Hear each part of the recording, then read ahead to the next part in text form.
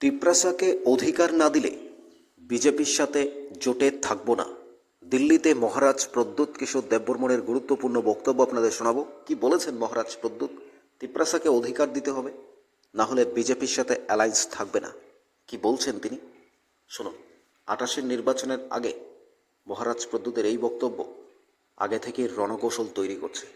দেখুন তিপ্রাসাদের জন্য তিনি কি বলছেন। सर्टिफिकेट लेने नहीं आया हूं मैं, यहां में अपना तिप्रासार का सर्टिफिकेट देना है। लेकिन जब तक मैं जिंदा हूं मैं अपने लोगों के लिए फाइट करूंगा। राइट टाइम में राइट डिसीजन मैं लूंगा और मेरा decision in the interest of the Tiprasa people होगा। 1987 के बाद 88 के बाद क्या मिला है हमें?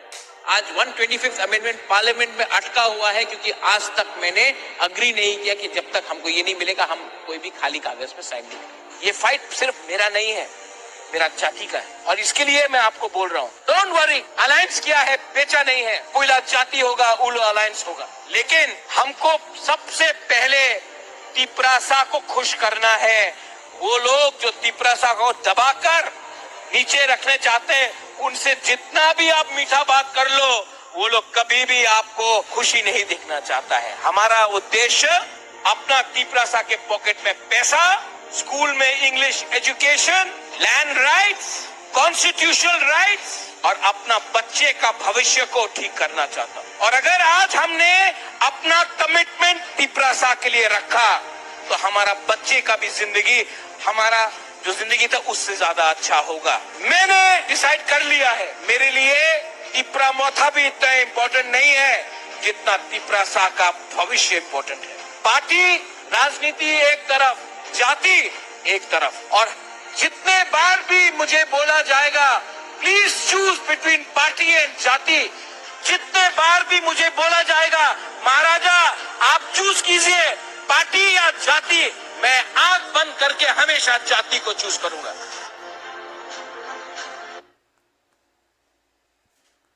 শুনলেন মহারাজ প্রদ্যুতের এক্সক্লুসিভ বক্তব্য দিল্লি থেকে। তিনি কি বলেছেন? সরাসরি বলছেন তিপ্রাসাকে অধিকার দিতে হবে। প্রথম তাদের জাতি তিপ্রাসা, তারপর তার পার্টি। তাকে অধিকার না দিলে, তিপ্রাসাকে চুক্তির ইমপ্লিমেন্ট না করলে, তাদের হাতে 125 অ্যামেন্ডমেন্ট কনস্টিটিউশন চালিয়েছেন, তাদের যে সমস্ত অধিকারগুলো আছে সেগুলো না দিলে বিজেপির সাথে নিশ্চিত তারা ছিন্ন করবে তাদের জোট। কারণ তারা তিপ্রাসার অধিকারের জন্য এসেছে, তিপ্রাসার সার্টিফিকেটের জন্য এসেছে। বলছে তিপ্রাসাকে আমি বেচতে আসিনি, তিপ্রাসাকে আমি ধোকা দিতে আসিনি। তাহলে বুঝতেই পাচ্ছেন মহারাজ প্রদ্যুৎ কিশোর তিনি আগামী দিনের রাজ্য রাজনীতিতে একটা এক্স ফ্যাক্টর হয়ে দাঁড়াবেন, যেটা 2023-এর নির্বাচনে ছিলেন, 2028-এর নির্বাচনেও যে কোনো পার্টির জন্য এক্স ফ্যাক্টর হিসেবে মহারাজ প্রদ্যুৎ কিশোরের তিপ্রা মথা কাজ করবে, তিপ্রাসা কাজ করবে। যেটা মহারাজ প্রদ্যুতের একেবারে বলা যায় হুঁশিয়ারি, মহারাজ প্রদ্যুতের একটা আগাম সংকেত, আগাম বার্তা তিনি দিয়ে দিলেন।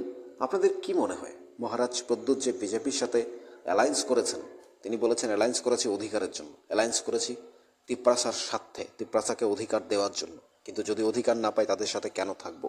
আমরা আমাদের ডিসিশন নিয়ে নিয়েছি। তাহলে বিজেপির সাথে জোটের যে ডিসিশন মহারাজ প্রদ্যুৎ নিয়েছেন সেই ডিসিশন কি এবার শেষ হতে যাচ্ছে? মহারাজ প্রদ্যুৎ যে সরাসরি বলে দিলেন, সব কিছু বুঝিয়ে দিলেন যে তাতে করে কি বিজেপির সাথে দূরত্ব বাড়ছে? কি মনে হয় আপনাদের? মহারাজ প্রদ্যুৎ তো একেবারে অনেক কিছুই বুঝিয়ে দিয়েছেন যে আগামী দিনে বিজেপির সাথে থাকবে না। যদি তিপ্রাসা কোনোভাবে তাদের অধিকার থেকে বঞ্চিত হয় তাহলে বোঝাই যাচ্ছে তারা তাদের জায়গা থেকে এক পাও পিছিয়ে নামবে না।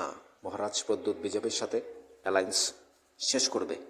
অর্থাৎ আগামী নির্বাচনে যে কি হতে যাচ্ছে রাজ্য রাজনীতিতে, ভিলেজ কাউন্সিল নির্বাচন এবং তারপর 28-এর নির্বাচন, তার আগে মাঝখানে 2 বছর আছে।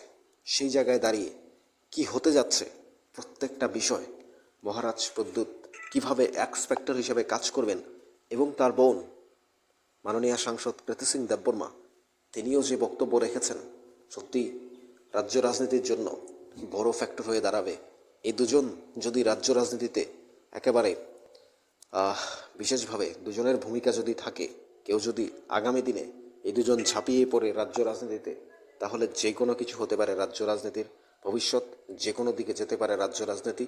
কারণ কারা জিতবে কারা হারবে সেটার চেয়ে বড় কথা হলো এই দুজন ভাই বোন রাজ্য রাজনীতিতে যেভাবে দাপিয়ে বেড়াচ্ছে, যেভাবে আগাম নির্ঘণ্ট ঘন্টা বাজিয়ে দিয়েছে, সত্যিকারের অর্থে ভাবনার বিষয় হয়ে দাঁড়িয়েছে। আপনাদের কি মনে হয় জানাবেন কমেন্টস বক্সে। থাকুন নিউজ ত্রিপুরা ওয়ান চ্যানেলের সাথে, চ্যানেলটিকে সাবস্ক্রাইব করুন।